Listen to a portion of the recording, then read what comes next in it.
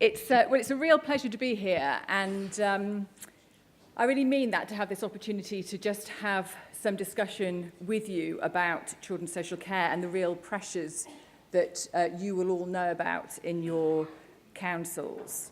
I'm going to try and talk about 10 things in 10 minutes, so it's going to be a real canter, but we are going to take questions afterwards. I'd just like to say that I spend a lot of time out and about in local authorities across the country, and I did a quick reckoning last night, and I think I've been to about 20 of the county councils, so I will have met some of you on those travels. In the last couple of weeks, I was in the southwest and was in Cornwall, Devon, Dorset and Torbay, and this week I go to Lincolnshire. Meeting those actually doing the job has always given me a refreshed perspective on the very real pressures that are facing local children and families, and therefore the people that are there to support them. And the areas I visited recently were very focused, and unsurprisingly so, with the impact of reduced budgets and reducing capability and resilience in supporting struggling families.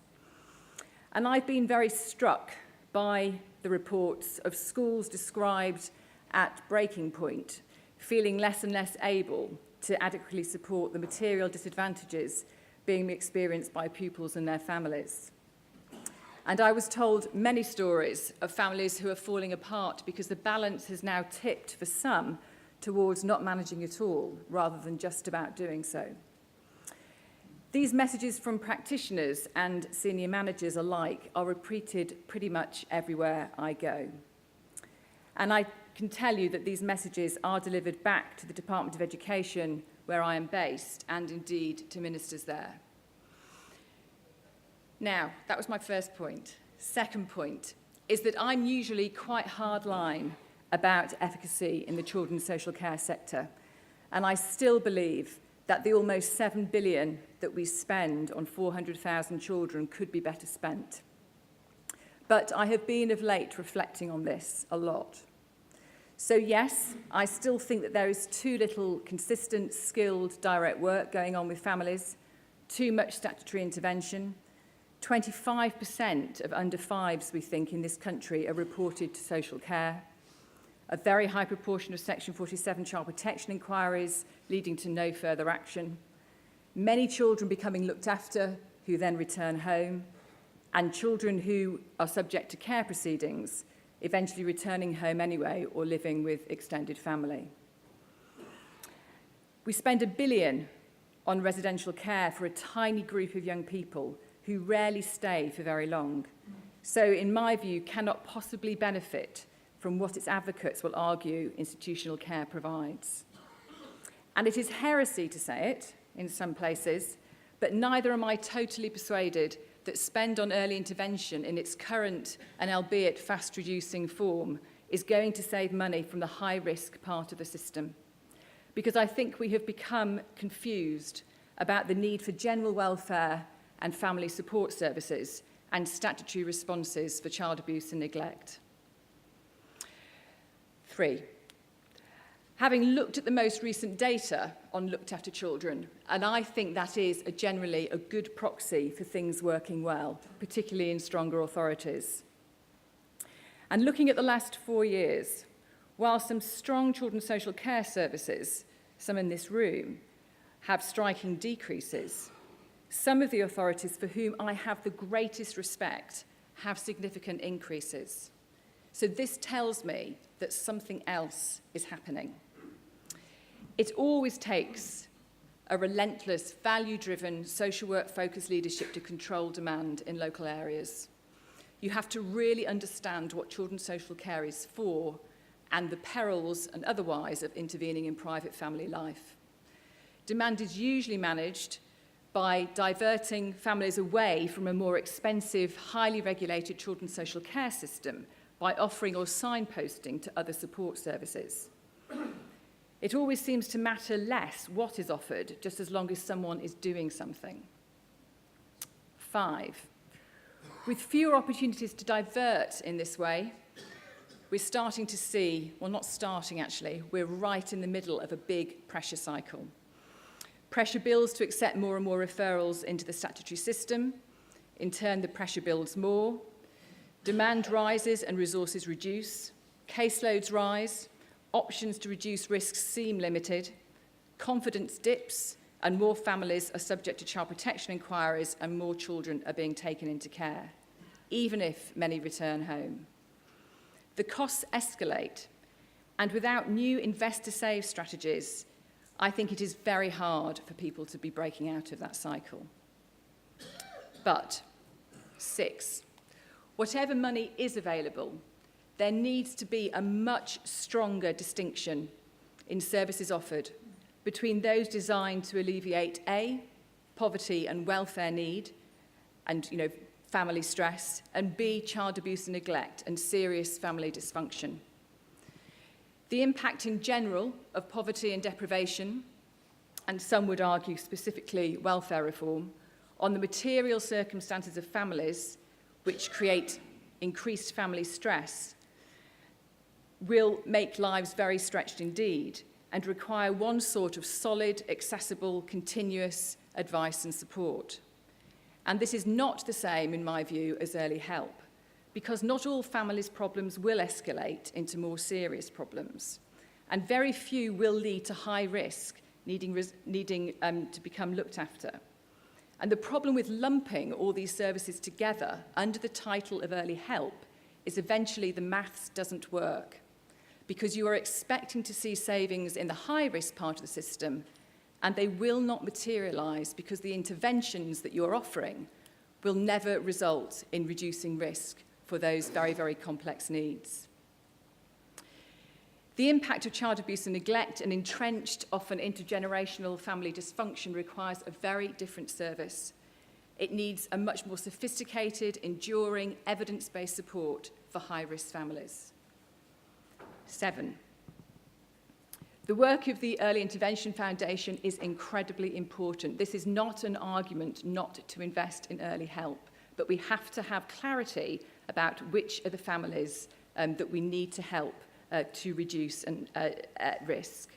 The EIF recent publications give very, very clear guidance on specific programmes which have the best chance of making an inroad in this area. In the Department of Education, we've also had the Innovation Programme, and many of you, Cheshire East, Lincolnshire, North Yorkshire, Hertfordshire, to mention some, have had significant investment to look at different ways of delivering children's social care, and with some of them, great results. 8. What the Innovation Programme tells us at the end of Wave 1 is that if you do 7 things, you are much more likely to secure reduced numbers of days that children spend in care, greater stability for children, enhanced welfare for children and families, better value for money, and improved workforce recruitment and retention. So I really urge you to look at how you are organising things and what you might want to do differently. Whilst the evidence is in its infancy and does need testing and building, as we aim to do in Wave 2, it's the best evidence we have and should guide us in all our future work. 9. To do a lot of this work, you need enough skilled practitioners and supervisors, and a practice system in which social workers and others have the capacity and support to help families. We don't have a shortage of social workers, and we don't have a shortage of people who want to be social workers. We have more registered social workers in England than we have ever had, 90,000 social workers. Local government employs about 36,000. The problem that we have is that social workers don't want to stay in statutory frontline services. They go off and they do other things. Now, this is not the same everywhere, and there is big variation. But we have to be able to create the right practice context where social workers want to stay. And this is, of course, reasonable caseloads, quality supervision, proper administration arrangements, so that they are properly supported to do the work that they can do. Some authorities already are delivering things differently. And I would urge you again to think about how you are organising children's social care. Authorities that have introduced multidisciplinary workforces are having some really significant results. And lower level work being undertaken by other qualified staff under the supervision of social workers seems to be working well in some areas. 10. The national infrastructure that we have been building through the Department of Education for the long term is now taking shape. The innovation programme and its funding will move into a What Works Centre for Children's Social Care. We have reviewed the arrangements for serious case reviews and set up a different system for national practice reviews, making sure that we properly learn rather than use that system to hold individuals to account. We have had an excellent contribution from partners in practice. Again, some of you are in this room, and an opportunity now to really expand that group of authorities who have the capacity and the wish to help others as part of the broader improvement agenda. We have post-qualification accreditation of social workers, and we have a new national practice leaders programme underway. So I think we now have a fighting chance of establishing a stronger and well-used evidence base to influence service delivery in the high-risk part of the system. Pressures are huge. Effective practice under strong leadership will deliver for you, but you have to create the right practice conditions. The evidence base is exciting, it's embryonic, but it's giving greater validity to what many of us have been saying for years. But much of it has been achieved with significant investment in services. I think that investor-saved strategies are critical going forwards to alleviate the pressure cycle that I have described. But investing in services which are really going to have a sustained impact. Thank you. Thank you very much.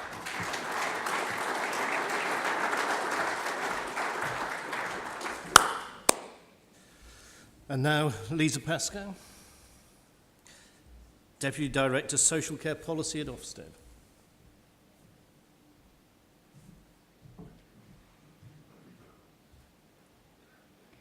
Colleagues, again, thank you for inviting Ofsted to speak today. Interestingly, the very end of my presentation is a bit like the very end of Isabelle's, so I think that probably says something about the right messages. I want to use my time with you to talk about the new inspections of local authority children's services that will come into play from January next year. What I can't see is a clicker to move on my slides.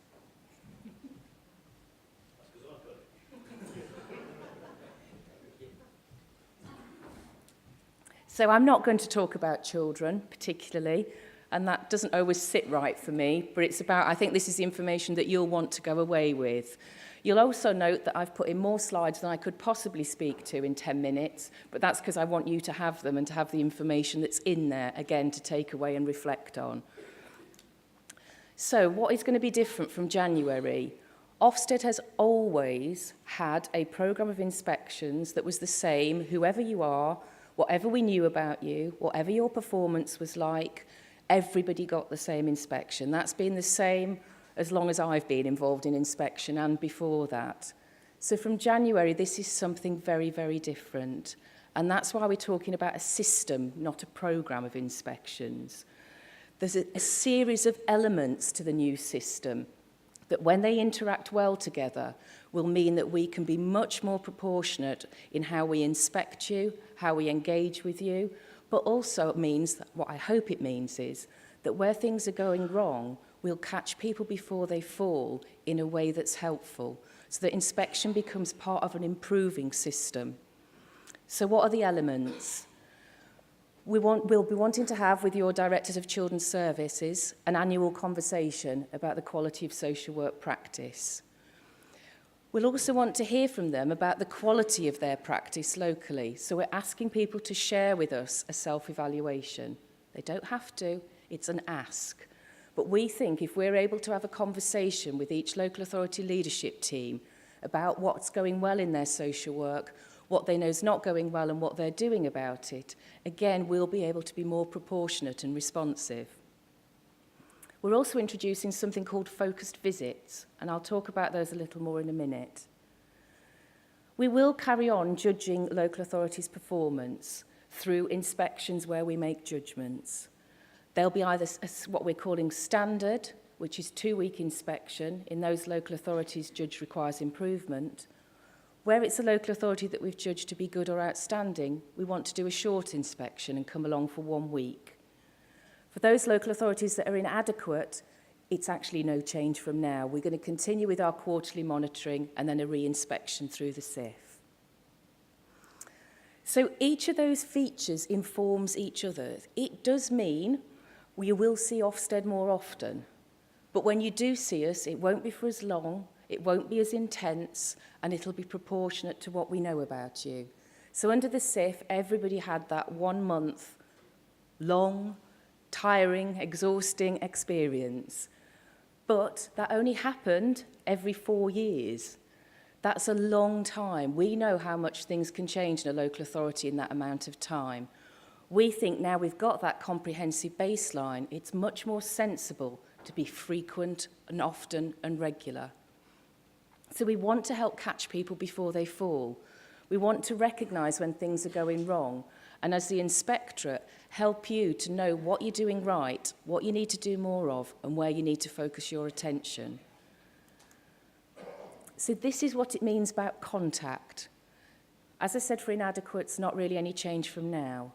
For those local authorities judged requires improvement to be good, we're talking about a standard 2-week inspection, roughly in a 3-year period, up to 2 focused visits. These are short 2-day visits where we just look at a small area of practice. We're not stopping the joint targeted area inspection programme. That will continue. That programme with our partner inspectorates, we think, is really making a difference in galvanising the partnership together and not just focusing on the local authority's contribution. But where we did do a JTI, we wouldn't do a focused visit. You know, these things become interchangeable. And then with everyone, we'd have those annual conversations and a shared self-evaluation. And the annual conversations aren't new. DCSs have been having those with Ofsted for a while. What we're trying to do is put some more structure around those and make them much better part of our decision-making about when we inspect and how we inspect and what we inspect. And then the pattern looks quite similar for good or outstandings, apart from their inspection is short and 1 week. So why do we want to do this activity outside of inspection, the self-evaluation, the sharing of practice? It will help us to decide what to do. So I said we would introduce focused visits. In an ideal world, when we get to a relationship of trust, and I know Ofsted has to earn trust, it's not just given, local authority leaders would say to us, when you come and do a focused visit, this is what we'd like you to look at, because this is where we think it's not working so great, but we're working really hard on it. It'd be really useful to hear from your inspectors what we're doing right and what else we might need to do. That's where it will work best. That won't happen quickly, it won't happen overnight. We have to behave in a way that you feel you can trust us with that sort of information. And that last bullet's really important to me. I think as an inspectorate, we probably haven't been very good at rewarding leaders and managers for knowing their strengths and weaknesses. It's really scary to tell an inspectorate what's not going so well. Again, where this system's going to work best is where people feel able to do that, because actually we want to reward managers for knowing what's not going well and doing something about it. That's got to be a much more mature relationship between us. But an open and honest conversation is not going to be easy, but it will help, and we will get there. If we're not able to have that, if leaders don't feel able to share with us what's going right and what's not going right, we will still find it on inspection. It would be much better that we knew before we got there and knew what people were doing. So I've said a little bit about focused visits.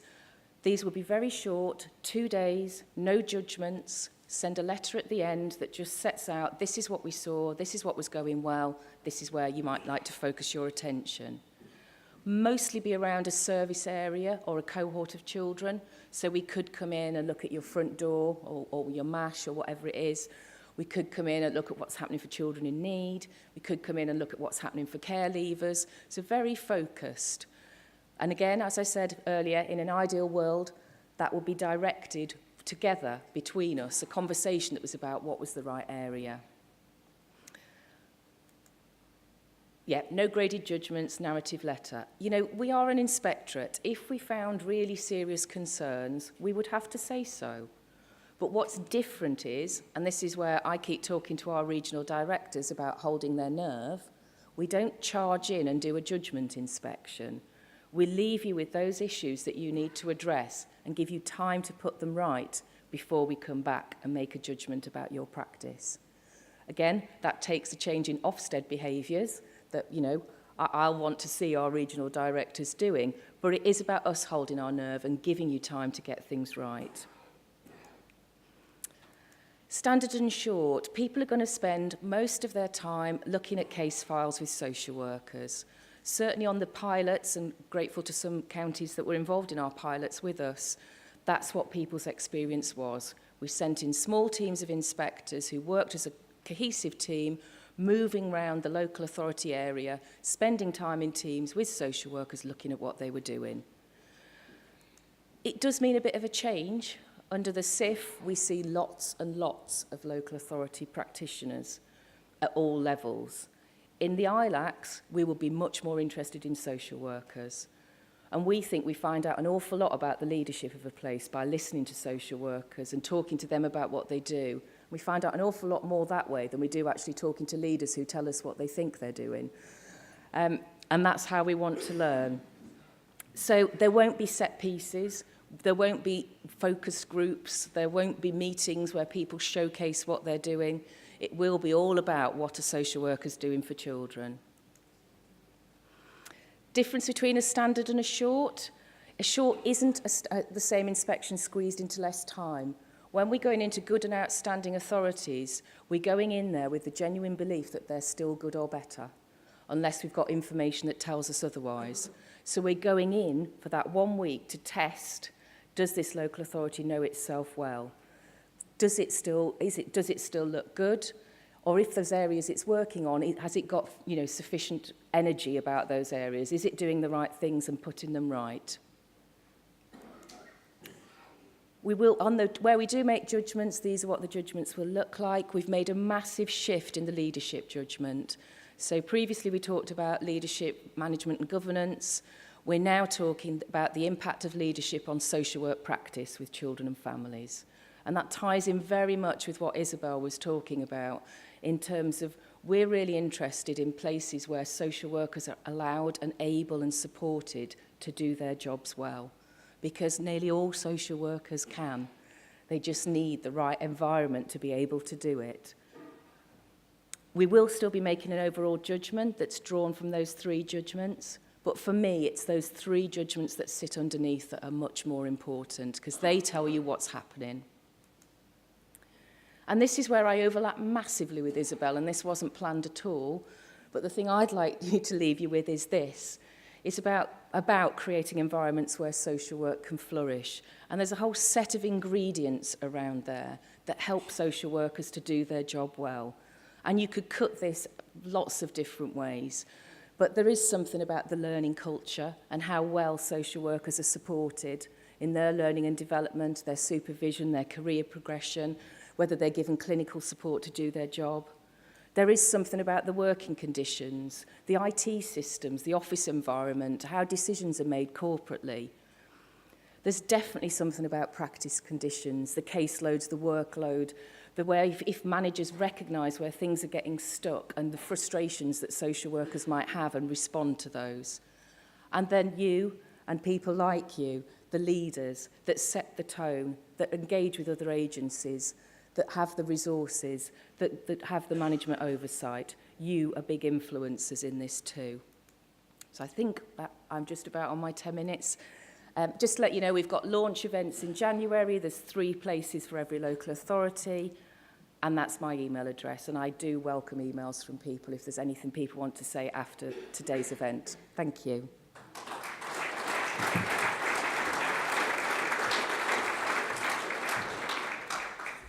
Thank you, Lisa, and I think we'll all look forward to a new relationship with you.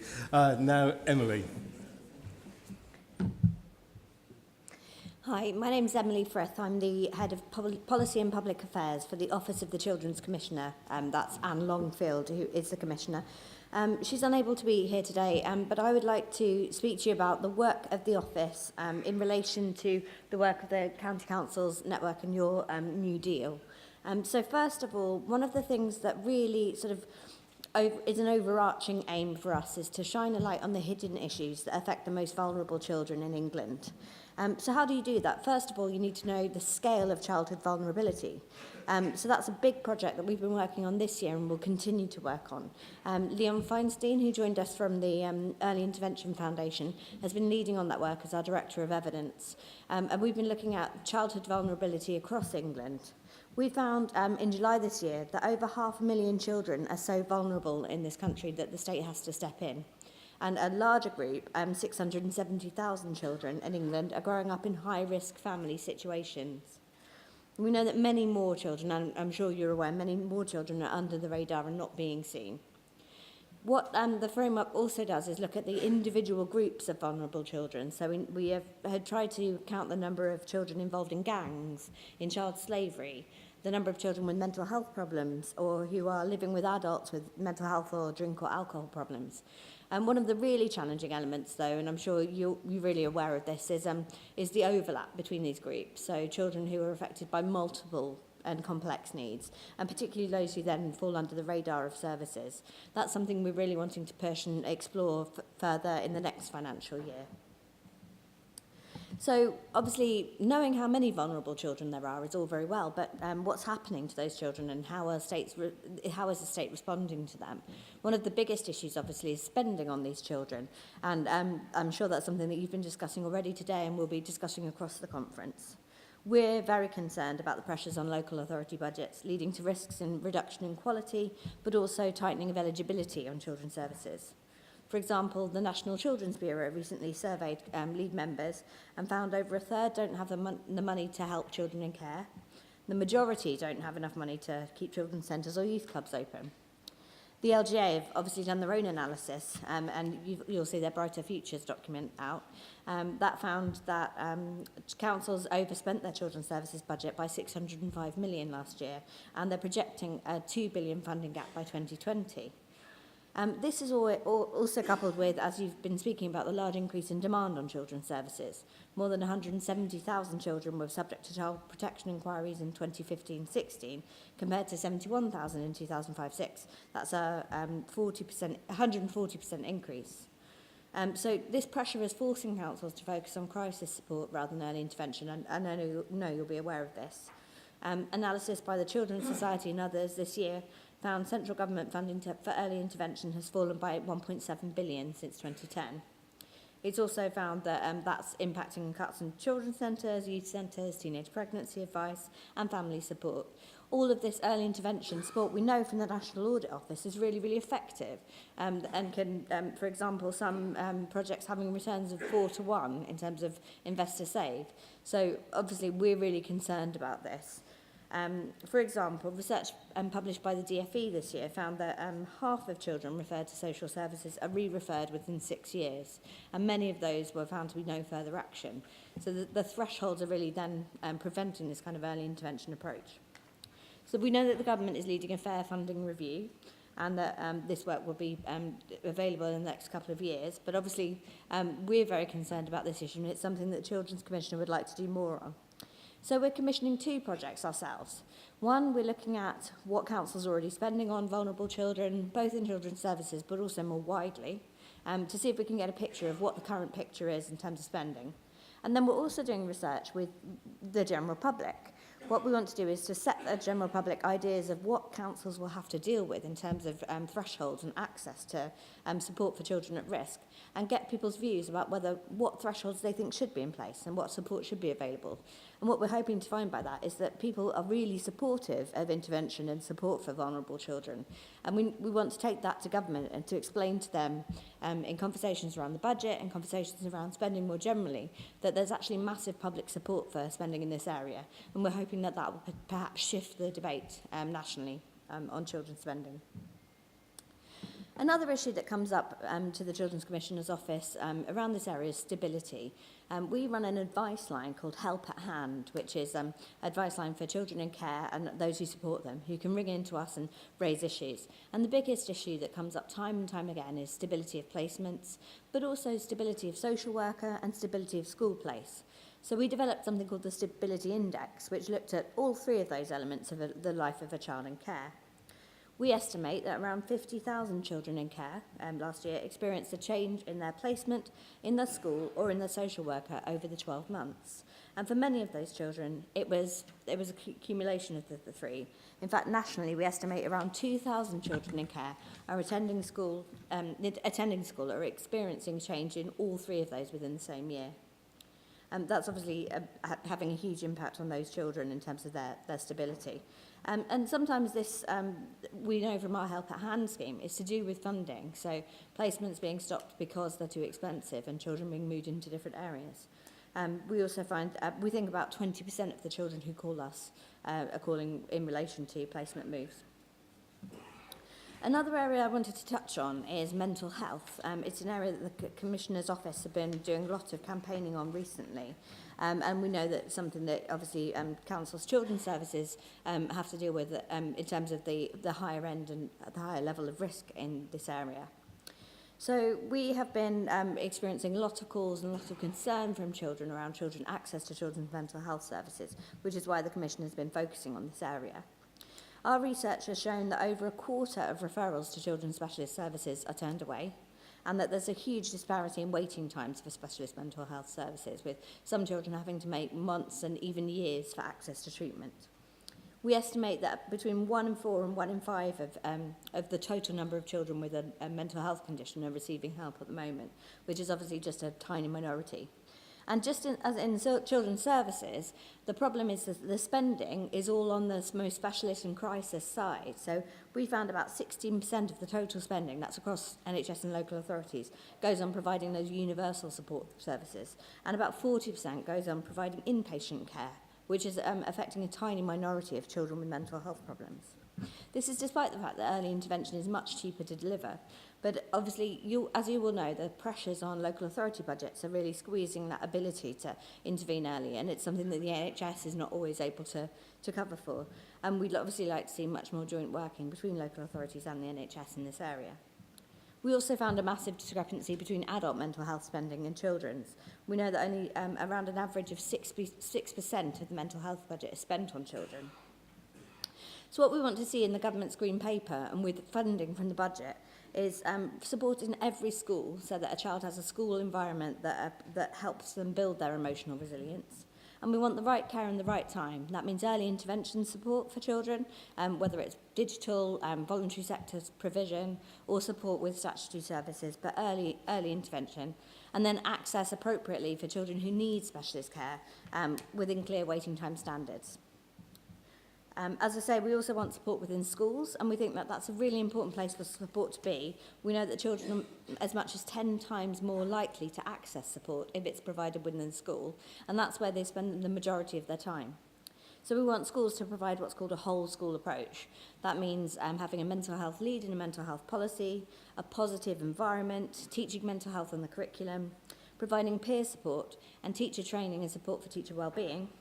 Then also identifying need appropriately and with an evidence base, and then referring and making sure that those children get access to the services they need by working in partnership with the NHS.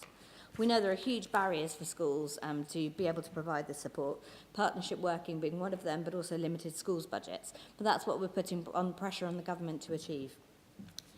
Just very lastly, I know I'm coming up to the end of my time, I wanted to focus on education.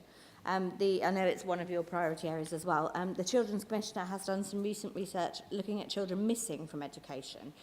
So that's both children in alternative provision, but also children who are home educated. And it's something that we have heard concerns about from many different areas in terms of the rise in number of children being home educated and some of the pressure that is being put on parents to home educate their children, particularly those with high levels of SEND. And that's something that's been a concern. So we've published some recent research on this. We've also looked at illegal schools and sort of alternative provision. And some of our concerns are the vulnerability of these children, the quality of the education that they're receiving, particularly sort of outcomes in terms of their GCSE results, and making sure that there's not a sort of black box going on where children missing from education aren't getting the level and quality of education they deserve. So that's, again, a big priority for the Commissioner's Office this year. So it was a bit of a canter through some of the work that we're doing, but do feel free to have a look at our website where you can find much more data on things like the vulnerability framework, which may be also useful to you in your work. Thank you very much. Okay, we do have time for a couple of very quick questions, please. Heather? Yeah, thank you. I'm really pleased that you brought up the subject of home education of children and dropping off the radar. It's a real concern, particularly with some of our academy trusts who are only focused on the results coming out of the school. And if they've got children there, you know, they've gone through the exclusion thing, which we've been challenging them over because it then adds huge pressure trying to find another school place. And some of them are now moving on to trying to encourage parents to home educate their children, which is totally against the interests of their child. So I'm pleased to hear that at least somebody's focusing on it, but I think it needs national focus. I'd agree with you there, because I think it's the ability for us to actually go in and assess, because there's other things. Does anybody want to say anything? Well, just to elaborate on that point, it's something that we're hoping to focus on again next year, but we found only 1% of the children who move into alternative provision go on to achieve 5 A to C passes, and most leave in year 10 or 11. And we also looked at the impact on schools, and 9 out of 10 mainstream schools benefit from those pupils leaving, so their results go up. So there's obviously a really perverse incentive going on here, and we've heard a lot about this. We're not saying, you know, that it's wrong to educate your children at home. If parents want to do that, that's not what we're looking at. It's more children and families being pushed towards this. And I think round the safeguarding issue is something particularly there for us. Laura, I think this is going to have to be the final question, I'm afraid, because we're pushing up against time. I'm Laura Mays, I'm the Cabinet Member for Children's Services in Wiltshire. I just want to say to Lisa, I really welcome the changes to the Ofsted inspection. I think it's really good. And just a very short question. I remember at one of the presentations I've been to that there will be no interview with the lead member. Now, whilst I'm delighted not to go through another interview, ultimately, if anything goes wrong in children's services, the buck stops with us. We are responsible for setting that scene where you said that you need good social work to thrive. So it just seems a bit strange that those who are most responsible... Can I just clarify that? That was in one of the early pilots where we didn't, rather than that was a decision that we wouldn't. So you'll so still you're not get off the interviewed. hook. That's the main thing. What we think we might be likely to do, because we want to use the time on site to just spend time with social workers and what they're doing, is there's a good chance we'll ring you before we come. Ah, that would be really a pleasure for us all, because I think Yes. we all suffer from that. Are we going to, and is it, and is it Tuesday morning? Well, There's the sweating. everything's 5 days' notice, and so in that notice week, there's a chance there that we may choose to call you then, or we may talk to you when we're on site. But yeah, that was an early pilot experience, so you know you're not off the hook. Okay, thank you very much. I'm afraid we've run out of time. We look forward to this new relationship and rewarding us in particular as well. A good show of appreciation, please.